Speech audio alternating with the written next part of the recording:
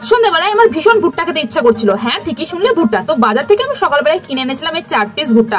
তো বন্ধুরা, এই 4 পিস ভুট্টার দাম আমার কাছে নিয়েছিল 20 টাকা। আচ্ছা বন্ধুরা, তোমরা বলো তো আমার কাছে কি সঠিক দাম নিয়েছিল, না দামটা আমার কাছে একটু বেশিই নিয়েছিল? তো যাই হোক, আমি বাজার থেকে এনেছিলাম 4 পিস ভুট্টা। তো ভুট্টাগুলো কিন্তু ভীষণ ভালো ছিল, তো সমস্তটা আমি ছাড়িয়ে নিচ্ছিলাম। আর বাড়িতে ভুট্টা পুড়িয়ে খাওয়ার মজাটাই কিন্তু আলাদা। দোকানে তো আমরা প্রায় খেয়ে থাকি, কিন্তু বাড়িতে আনি খুবই কম। তো যাই হোক, আজকে আমি বাজারে গিয়েছিলাম, আমরা দেখতে পেয়েছি বলে এনেছি। তো 4 পিস ভুট্টাকে আমি পরিষ্কার করে ছাড়িয়ে নিলাম।